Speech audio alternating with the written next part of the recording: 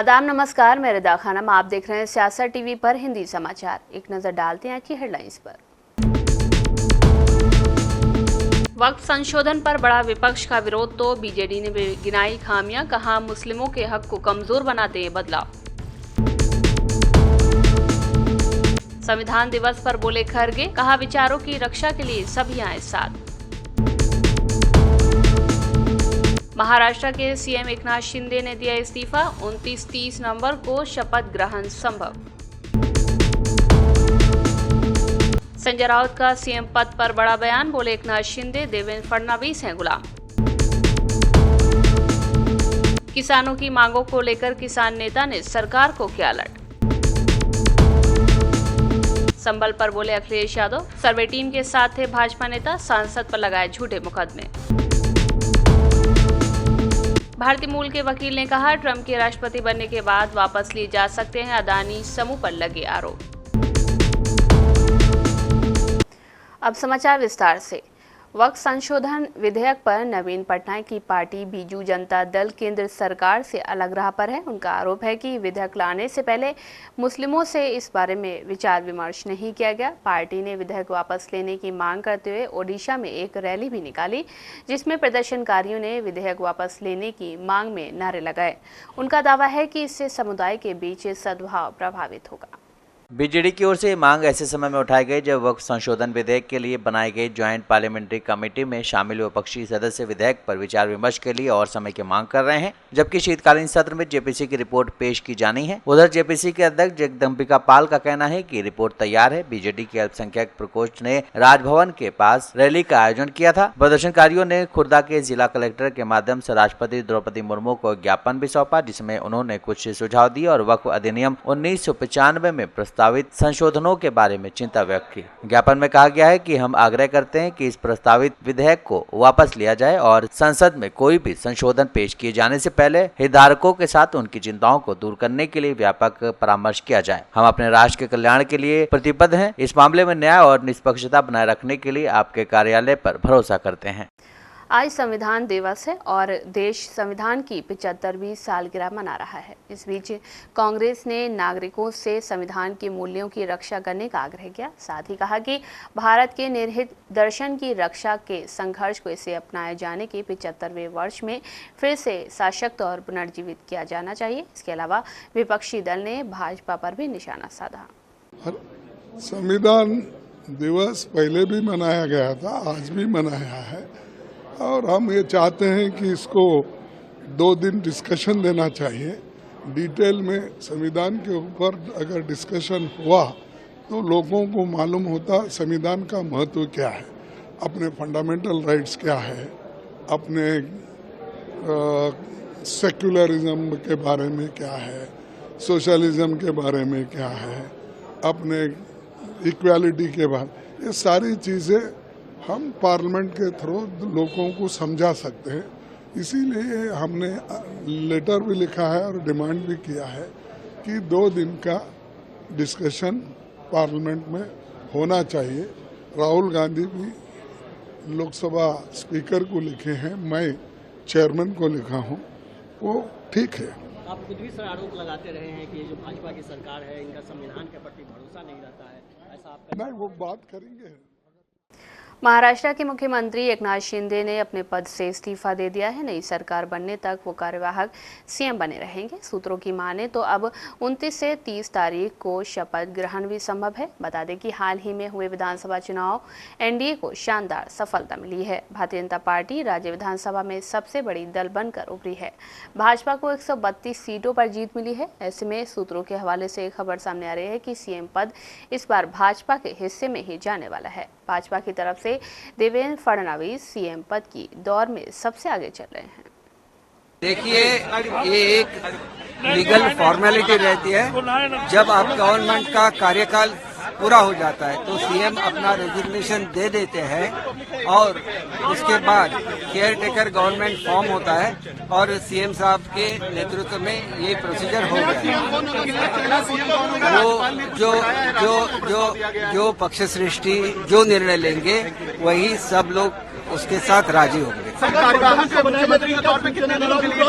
देखिए care taker मुख्यमंत्री अभी एकनाथ शिंदे जी है, तो जब तक नया गवर्नमेंट फॉर्म नहीं होगा मुख्यमंत्री के हैसियत से वही कारोबार संभालेंगे। अब तक जब तक नया गवर्नमेंट फॉर्म नहीं होता तब तक ये मैं आपको नहीं बोल सकता, क्योंकि वो जो हमारे पक्ष सृष्टि है वो दिल्ली से जब निर्णय लेंगे तो ये बनेगा। पहले तो हमारे तीनों नेता इकट्ठा बैठेंगे, प्रॉपर डिसीजन लेंगे, बाद में वो डिसीजन नहीं लेंगे, वो उसमें चर्चा होगी, वो चर्चा लेके वो दिल्ली जाएंगे और वहां से वो निर्णय हो जाएगा। शिवसेना यूवीटी नेता संजय राउत ने मुख्यमंत्री पद को लेकर बड़ा बयान दिया है। उन्होंने कहा है कि प्रधानमंत्री नरेंद्र मोदी और गृह मंत्री अमित शाह सीएम तय करेंगे, एकनाथ शिंदे और देवेंद्र फडणवीस नहीं। उन्होंने कहा कि ये तो गुलाम है, ये भाजपा की सब कंपनी है, जो अमित शाह और नरेंद्र मोदी चाहेंगे वही होगा। महायुति में देवेंद्र फडणवीस को मुख्यमंत्री बनाने के नाम पर काफी जोरों शोरों में चर्चा है। मुख्यमंत्री पद का ये इस्तीफा आने वाले दिनों में क्या मुख्यमंत्री दोबारा से एकनाथ शिंदे होगा या परमानेंट? अभी मैं क्या बोल सकता हूँ, कौन मुख्यमंत्री बनेगा? मुख्यमंत्री तो अमित शाह जी और नरेंद्र मोदी जी तय करेंगे। ये दोनों सर्वे सर्वा है, चाहे एकनाथ शिंदे की पार्टी हो या चाहे अजित पवार की। ये दोनों अपने पार्टी के बारे में निर्णय नहीं ले सकते क्या करना है। उनके दोनों पार्टी के निर्णय दिल्ली में हो, अमित शाह तय करेंगे एकनाथ शिंदे ने क्या करना है, अजित पवार ने क्या करना है, ये अमित शाह और मोदी जी तय करेंगे। ये दोनों पार्टी उनकी गुलाम है, बीजेपी की सब कंपनी है ये। हाँ, तो जो मोदी और शाह जी कहेंगे, जो मोदी जी कहेंगे, जो शाह जी कहेंगे, वो उनको मानना पड़ेगा। बीजेपी के पास बहुमत है, कुछ सीटें कम होगी, लेकिन मैं मानता हूँ उनके पास बहुमत है। अगर बहुमत नहीं है तो उनको बहुमत कैसा प्राप्त करना है, किसी को तोड़ना है, किसी को खरीदना है, उस बारे में वो लोग माहिर है। आपने देखा होगा महाराष्ट्र में, तो बहुमत के लिए शिंदे की पार्टी भी तोड़ सकते हैं और अजित पवार की पार्टी भी तोड़ सकते हैं। तो मुख्यमंत्री मेरे हिसाब से भारतीय जनता पार्टी का ही बनना चाहिए। सर, आरएसएस की भी एक लोग आरएसएस बोल रहे हैं, आरएसएस मुख्यमंत्री बने या बीजेपी का मुख्यमंत्री बने, किसकी लड़ाई आपको लगती जा रहा है? कहीं ना कहीं मुख्यमंत्री का जो चेहरा, मुझे लगता है कि जो आंकड़ा बीजेपी के पास है। महाराष्ट्र में मिली करारी हार के बाद कांग्रेस प्रदेश अध्यक्ष नाना पटोले आज राहुल गांधी से मुलाकात करेंगे। नाना ने कहा कि आज राहुल गांधी से मिलूंगा। उन्होंने कहा कि महाराष्ट्र चुनाव के नतीजे जो भी आए हैं, लेकिन ये तो ना महाराष्ट्र की जनता को स्वीकार है और ना ही किसी और को। महाराष्ट्र की जनता के मन में जो है, जो मूवमेंट खड़ा करना है, उस पर राहुल से चर्चा करूंगा। उन्होंने कहा कि पार्टी का सिपाही हूं, जो पार्टी कहेगी वो करूंगा। देखो, महाराष्ट्र में जो कुछ भी चुनाव के नतीजे आए हैं, पार्टी हाईकमांड को भी उस नतीजे से अवगत है, क्योंकि खुद पार्टी हाईकमांड भी वहां मौजूद थी। तो जो भी चुनाव के नतीजे आए वो किसी को भी एक्सेप्ट होने लायक नहीं है, ना महाराष्ट्र के पब्लिक को भी है। तो इस विषय का एक मंथन हमने किया है और रास्ता कैसे बनाने का वो, और जनभावना जो है, आज महाराष्ट्र का सोशल मीडिया देखोगे तो पब्लिक बोलती कि हमारे वोटों से सरकार नहीं आई है। तो जनता की जो भावना है उसको हमेशा कांग्रेस पार्टी ने उसको रिस्पेक्ट किया है। आज मैं मेरे नेता राहुल जी से भी उसी बारे में बात करने यहाँ पर आया हूँ और मुझे लगता है कि कोई ना कोई अच्छा रास्ता उसमें से निकलेगा। झारखंड में जेएमएम की शानदार जीत हुई है और जल्द ही मुख्यमंत्री के शपथ ग्रहण समारोह की शुरुआत होने वाली है। इस पर जेएमएम नेता मनोज पांडे का बयान सामने आया है। मनोज पांडे का ये बयान झारखंड में मुख्यमंत्री के शपथ ग्रहण समारोह को लेकर महत्वपूर्ण है। इस बयान का मतलब ये है कि मुख्यमंत्री के शपथ ग्रहण के अवसर पर राज्य के सभी वर्गों, समुदायों और नेताओं को आमंत्रित किया जाएगा, जिससे ये संकेत मिलता है कि समारोह में समावेशिता और एकता को महत्व दिया जाएगा। इंडिया गठबंधन के जो भी आला नेता हैं, खड़गे जी हैं, राहुल जी हैं, और साथ में जो समान विचारधारा वाले नेता हैं जैसे अरविंद केजरीवाल जी, बंगाल की सीएम ममता बनर्जी ने भी आने का सहमति दिया है। दिल्ली से में और भी जो आला नेता हैं उनसे मुलाकातें होंगी, सबको औपचारिक रूप से निमंत्रण होगा और हम उम्मीद करेंगे सभी लोग मौजूद भी रहेंगे यहाँ। तो उसी उद्देश्य से माननीय मुख्यमंत्री दिल्ली गए हैं। देखिए, हम लोग को तो जानकारी है कि मिलने जाने का कार्यक्रम है, जहाँ तक मुझे जानकारी है, और ये एक अच्छी बात है। प्रधानमंत्री महोदय हम सभी के प्रधानमंत्री हैं, पूरे देश के प्रधानमंत्री हैं और संघीय ढांचे में उनका एक अहम भूमिका होती है। तो हम चाहेंगे कि इस राज्य को तरक्की के, विकास के सबसे ऊंचे पायदान पर बिठाने में हेमंत सोरेन जी को केंद्र सरकार की भी मदद मिले और ऐसा होना चाहिए। शंभू बॉर्डर पर किसानों का यह आंदोलन एक बार फिर से इस तथ्य को उजागर कर रहा है कि उनकी लंबित मांगों को लेकर सरकार की ओर से कोई ठोस कदम नहीं उठाए गए हैं। किसानों का मुख्य मुद्दा एमएसपी की गारंटी, कृषि कानूनों की वापसी और अन्य सुविधाओं के बारे में है, जिनकी उन्हें उम्मीद थी कि सरकार लागू करेगी। किसान नेता सरवन सिंह पंधेर ने इस धरने के दौरान सरकार पर गंभीर आरोप लगाए हैं। हमारे तो देश को आजाद करवाने के लिए बहुत से लेजेंड्स हैं देश के, उन्होंने भी किया था, अमर अनशन पर बैठे थे। अंग्रेजों ने इस तरह का व्यवहार हमारे साथ ऐसा कभी नहीं किया। लेकिन अब देखिए, जो काले अंग्रेज हैं हमारी सरकारें जो हम चुन के जाते हैं, वो इस तरह का व्यवहार कर रहे हैं। अगर पंजाब अथवा केंद्र को लॉ एंड ऑर्डर की कोई इस तरह की उनके मन में बात थी तो उनको हमारे साथ बात करनी चाहिए थी। उनको क्या लगता, तो तुरंत सरदार डल्लेवाल जी को रिहा करना चाहिए, कहां लेके गए उनकी इंफॉर्मेशन देनी चाहिए और पीसफुली आंदोलन को, सरकार अब पीसफुली आंदोलन के ऊपर सरकार हिंसा कर रही है और लोगों को भड़काना नहीं चाहिए सरकार को। दोनों फोरम अब मीटिंग करेंगे, हमारा आंदोलन कंटिन्यूटी रहेगा। जो खनौरी बॉर्डर पर हमारा प्रोग्राम है, अधिक से अधिक लोगों को वहां पहुंचने की अपील कर रहे हैं। शंभू बॉर्डर पर भी जो 10 दिन के बाद जो 6 दिसंबर को हमने दिल्ली कूच करना है जत्थों के रूप में, वो भी जारी रहेगा। हम सरकार के इस तरह के कोई भी कार्य से घबराने वाले नहीं हैं, डरने वाले नहीं हैं। हम अपना कार्य करेंगे, सरकार के जबर का मुकाबला सब्र से करेंगे और एमएसपी लीगल गारंटी कानून, किसान मजदूर की कर्ज माफी, फसली बीमा योजना, C250 के अनुसार फसलों के दाम, अन्य मांगे मनवाने तक आंदोलन अपना जारी रखेंगे। आज संविधान दिवस है और आज ही आम आदमी पार्टी का स्थापना दिवस भी है। इस मौके पर संबोधित करते हुए दिल्ली के पूर्व मुख्यमंत्री और आप के संयोजक अरविंद केजरीवाल ने एक बार फिर से भाजपा पर निशाना साधा। उन्होंने कहा कि साजिशों के बावजूद सरकार ईमानदारी से भी चल सकती है, इसे हमारी पार्टी ने साबित करके दिखाया है। उन्होंने कहा कि आम आदमी पार्टी को बने हुए 12 साल हो गए, आज हमारी पार्टी का 13वां जन्मदिन है। भगवान ने कुछ सोच समझकर ही आज़ादी के 70 साल के बाद आम आदमी पार्टी को जन्म दिया। आम आदमी पार्टी को बने हुए अब 12 साल हो गए, आज 13वां जन्मदिन है। ऐसे लगता है जैसे कल ही बनी थी। और आज ही भारत का संविधान दिवस है। यह कोई संयोग नहीं हो सकता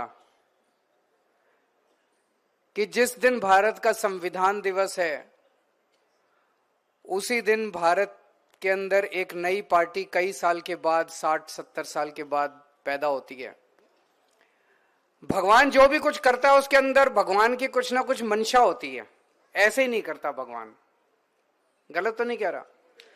तो भगवान ने संविधान दिवस के दिन ही आम आदमी पार्टी को पैदा किया। कुछ तो सोच के किया होगा, भगवान को भी लग रहा होगा भाई संविधान खतरे में है, अब एक ऐसी पार्टी चाहिए जो इसको बचाएगी। अच्छा, और बड़ी 3 बातें बड़ी हैं। एक तो इस पार्टी का नाम पड़ा आम आदमी पार्टी, आम लोगों की पार्टी है, उन लोगों की तरह नहीं है। आम लोगों की पार्टी है, आम लोगों ने इकट्ठे होकर बनाई। जब पार्टी बनाई थी एक भी कोई ऐसा नहीं था जो कि जिसके बाप दादा परदादा कोई नेता हो, कोई पॉलिटिकल पार्टी से, सारे आम लोग थे। हम सारे इकट्ठे हुए और सबने पार्टी बना ली और ऊपर वाले का आशीर्वाद था। आगे 12 साल बीत गए, 12 साल में काफी कुछ हासिल किया। तो पहली चीज तो आम आदमी पार्टी। दूसरा, झाड़ू इसका चुनाव चिन्ह। तो भगवान ने कुछ तो सोचा होगा कि एक तो संविधान दिवस वाले दिन आम आदमी पार्टी और झाड़ू चुनाव चिन्ह, तो भगवान ने बहुत बड़ी जिम्मेदारी दी आप लोगों की। ये झाड़ू चलाने की आपकी जिम्मेदारी है, पूरे देश को साफ करो अब। तो जब पूरे देश को साफ करोगे, कूड़ा कचरा निकालोगे, तो फिर धूल मिट्टी तो उठेगी थोड़ी, है ना, संघर्ष तो करना पड़ेगा। ऐसा तो नहीं है कि बिना संघर्ष किए, तो ये जितना कुछ चल रहा है हमारे खिलाफ ये तो लिखा ही था, हमारी तकदीर में ही लिखा है, ये संघर्ष तो हमारी तकदीर में ही लिखा है। समाजवादी पार्टी के राष्ट्रीय अध्यक्ष अखिलेश यादव ने संभल जाने के सवाल पर कहा है कि अभी हमारा प्रतिनिधिमंडल जाएगा, बाद में मैं भी जाऊंगा। सपा चीफ ने संसद परिसर में पत्रकारों से बातचीत करते हुए कहा कि पुलिस झूठ बोले है। सपा सांसद जियाउर रहमान बर्क पर एफआईआर को झूठा करार देते हुए कन्नौज सांसद ने कहा है कि पुलिस गलत कहानी गढ़ रही है। संभल घटना पर सपा प्रमुख अखिलेश यादव ने कहा कि आज संविधान दिवस के दिन उत्सव मनाया जा रहा था। असली संविधान दिवस जब संविधान के रास्ते पर चलेंगे, हम सच्चे समाजवादी हैं। सच्चा उत्सव तभी है जब संविधान के रास्ते पर चलें। संविधान के रास्ते पे चलने में ही उत्सव मनाना है और हम सब समाजवादी लोग हैं, सच्चे समाजवादी, संविधानवादी लोग हैं। हम वो समाजवादी लोग नहीं जो संविधान को कोरा कागज समझते हों। ये संविधान जिसने हमें रास्ता दिखाया, बाबा साहब भीमराव अम्बेडकर जी का संविधान, जिससे हमें समय समय पे अधिकार मिलते हैं। हमारी संविधान रक्षा करता है, संविधान हमारा संजीवनी है, संविधान हमारे पीढ़ी का प्रकाश स्तंभ है। तो संविधान के प्रति हमारा पूरा सम्मान है। और उस समय उत्सव मनाना, जब संभल में जिस तरह का काम सरकार ने किया है, जाने चली गई हैं, गम के साए में कैसे उत्सव मनाया जा सकता है जहां जाने चली गई और न्याय नहीं मिल रहा है। तमाम हजारों लोगों को झूठे मुकदमे में फंसाया जा रहा है। वहां के सांसद, वहां के विधायक और उनके पुत्र पर झूठे मुकदमे लगाए रहे हैं। पूरी गलती है तो वो सरकार की है। सर्वे जब एक बार हो चुका था, फिर दोबारा सर्वे क्यों करना? और अगर दोबारा सर्वे भी करना था तो आपस में बैठ करके बातचीत की जा सकती थी। बातचीत कर करके जो बातें रह गई थी उनका दोबारा सर्वे कराया जा सकता था। सर्वे के खिलाफ नहीं थे, लेकिन जिस तरह का सर्वे करते समय जो टीम के पीछे नारे लगा रहे थे, क्या उनके खिलाफ कोई कार्रवाई हुई? क्या सर्वे के साथ और सर्वे टीम के साथ बीजेपी के कार्यकर्ता थे जो भड़का रहे थे? क्या उनके पास ऊपर कार्रवाई हुई? क्या उनको गिरफ्तार किया गया? क्या उनको जेल भेज दिया गया? विपक्ष न जाए वहां पे। वहां पर जो लोग परेशानी और तकलीफ में हैं, उनकी बात न सुन पाए, इसलिए इंटरनेट बंद है, वहां पर कोई जा नहीं सकता है। हमारे दो लीडर ऑपोजिशन हैं, दोनों हाउस के, दोनों जाना चाहते हैं आज, लेकिन दोनों को जाने की परमिशन नहीं दे रहे हैं। अगर हम भी यहां से चल दें, मान लीजिए अभी गेट बंद कर देंगे, हमारे सभी सांसद चाहते हैं कि हम जाएं आज संभल। अगर हम संभल जाने के कहेंगे तो कहेंगे संविधान नहीं मानते, कानून नहीं मानते, सरकार का नहीं मानते। तो ये भारतीय जनता पार्टी के वो लोग हैं जो मन विधान से चलना चाहते हैं, संविधान से नहीं। नेता प्रतिपक्ष तेजस्वी यादव विधानसभा परिसर पहुंचे और आरजेडी के विधायकों के साथ हंगामा करने लगे। तेजस्वी यादव और उनके विधायक 65% आरक्षण, नौकरी, डोमिसाइल, महंगाई समेत कई मुद्दों को लेकर नीतीश सरकार के खिलाफ नारेबाजी कर रहे थे। देश में जाति आधारित गणना हुई, उसके आधार पर हम लोगों ने 75% आरक्षण किया, 10% EWS और 65% EBC, OBC, SC, ST का बढ़ाया हम लोगों ने। हम लोग उसके बाद जो है डर था कि बीजेपी के लोग नहीं होने देंगे, कोई कोर्ट कचहरी चला जाएगा, न्यायपालिका में कोई चला जाए तो इसको रुकावट भी हो सकती है। इसलिए हम लोगों ने केंद्र सरकार से ये मांग की कि इसको जो है रोका जाए और इसको शेड्यूल 9 में डाला जाए ताकि सुरक्षित रहे, न्यायालय से मामला जो है ये दूर रहे, जैसे तमिलनाडु की तर्ज पर। लेकिन ये 9 नवंबर जब मेरा जन्मदिन था 2023, तब ये पारित हुआ था और ये 20/6/24 को जो है कोर्ट का आदेश आया। इन बीच में आप जानते जनवरी फरवरी में सरकार भाजपा की हो गई थी, तो चाहते तो शेड्यूल 9 में कर सकते थे, नीतीश जी करवा सकते थे। उस समय भी हमने मांग की थी कि शेड्यूल 9 में करवा दो। अब तो जदयू के हाथ में है केंद्र सरकार, नीतीश जी के कंट्रोल में है, तो क्यों नहीं कराएं? इतना टाइम वेस्ट क्यों किया गया? और हमें चिंता है जो आरक्षित वर्गों को जो नौकरियों में जो नुकसान हो रहा है, इसको लेकर के हम लोग चिंतित हैं। तो हम लोग तो चाहते हैं कि अगर सरकार अगर पक्ष में है तो नया कानून लाए। और कोर्ट ने ये बोला था विदाउट स्टडी, तो विदाउट स्टडी तो आप EWS भी हुआ था, तो इन लोगों ने आर्ग्यूमेंट क्यों नहीं किया जब NDA की सरकार बनी तो कोर्ट में? और दूसरी बात, अगर अभी भी पक्षधर है तो कमेटी बना दे विधानसभा का और 2-4 दिन सत्र बढ़ा दे और कैबिनेट से नया बिल ले आए बहुजनों की आबादी सर्वे में आई थी 85%, 75% उसको कर दे, 10% EWS का कर दे, नया बिल ला ले, हम लोग पास कर देंगे। लेकिन आप मानते हैं क्या जिस तरीके से आप लास्ट टाइम नीतीश जी से बात किए थे इसके लिए, क्या इस बार फिर एक बार बात करने की जरूरत है? आप उनसे जरूरत पड़ेगा तो कराएंगे, हम तो चाहते हैं नुकसान ना हो ना, उसके लिए हम जो करना पड़े करें। एक अंतिम सवाल, जिस तरीके से संभल में उत्तर प्रदेश में नहीं, ये बीजेपी के लोग जो है यूपी में खास तौर पे पुलिस का जो है क्रिमिनलाइजेशन कर दिया है इन लोगों ने पुलिस का, और जिस हिसाब से ये लोग चाहते हैं कि दंगा, हेट्रेड, नफरत फैलाओ, हिंदू मुसलमान दंगा किसी भी कीमत पे कराओ और यूपी से पूरे देश में माहौल बनाओ, कोई लोग नौकरी, पढ़ाई, दवाई, कमाई की बात ना कर पाए, महंगाई, गरीबी की बात ना कर पाए, केवल हिंदू मुसलमान में फंसा रहे। मध्य प्रदेश के मुरैना में सोमवार और मंगलवार की दरमियानी रात 12 बजे एक मकान में जोरदार ब्लास्ट हुआ।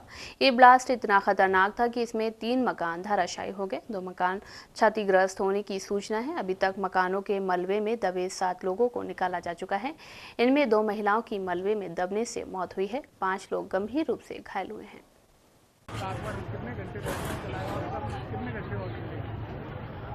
देखिए, कल रात को तकरीबन 12 से 1 बजे के बीच में एक दुर्घटना होने की सूचना मिली थी, जिसके बाद तुरंत ही पुलिस प्रशासन और नगर निगम का अमला यहाँ पर रेस्क्यू ऑपरेशन जारी चलाए हुए है। तकरीबन यहाँ पे 6 से 7 घंटे हो चुके हैं और कुछ समय और लगेगा यहाँ पर। देखिए, हम जल्दी से जल्द प्रयास कर रहे हैं कि जल्दी से जल्द रेस्क्यू पूरा हो जाए। हाँ, 2 डेड बॉडी मिली है अभी तक और 2 लोगों की और फंसे होने की संभावना है। एक भारतीय अमेरिकी वकील ने अमेरिका में अडानी ग्रुप पर लगे आरोपों पर सवाल उठाए हैं। इस मशहूर वकील ने इस मामले को अमेरिकी कानूनों को दूसरे देश में लागू करने का मामला बताया। उनका कहना है कि इस मामले में जिन लोगों पर आरोप लगाए गए हैं वो अमेरिका में निवास नहीं करते हैं। भारतीय अमेरिकी वकील रवि बत्रा ने ये बात कही। उन्होंने कहा है कि हमारे घरेलू कानून समान हैं, लेकिन अमेरिकी कानूनों के बाहरी क्षेत्र में इस्तेमाल के बारे में शुरुआती तौर पर मामला बनता है। उन्होंने कहा कि डोनाल्ड ट्रंप के राष्ट्रपति बनने के बाद ये मामला खत्म किया जा सकता है। रवि बन्ना ने कहा है कि अमेरिका के चीफ जस्टिस ने बहुत पहले ही एक फैसले में कहा था कि दूसरे देशों में अपने कानूनों को लागू करने को दूसरे देश पसंद नहीं करते, इसलिए इसके खिलाफ एक धारणा बनती है, भले ही वो मामला हमारे क्रिमिनल या सिविल कानूनों के उल्लंघन का क्यों न हो। इससे शासन में अराजकता आएगी। बन्ना ने कहा है कि जिस व्यवहार की शिकायत की गई है, अगर वो अमेरिका में हुआ है तो आपराधिक आरोपों और दीवानी दावों पर मुकदमा चलाया जा सकता है। उन्होंने कहा है कि अमेरिकी प्रतिभूति और विनियम आयोग की ओर से दायर दीवानी के मामले में भी किसी दूसरे सिविल मामले की ही तरह पहले प्रतिवादियों को समन भेजना होगा और शिकायत की प्रति देनी होगी। इसके बाद उन्हें आरोपों पर अपना जवाब दाखिल करने के लिए पर्याप्त समय देना होगा। अगर वो चाहे तो शिकायत या आरोपों को खारिज करने के लिए कदम उठाएं, जो आकार सबूत की जगह केवल धारणा के आधार पर लगाए गए हैं। हिंदी समाचार बस यहीं समाप्त होता है। मुझे दें इजाजत। बाकी खबरों के लिए बने रहें सियासत टीवी के साथ।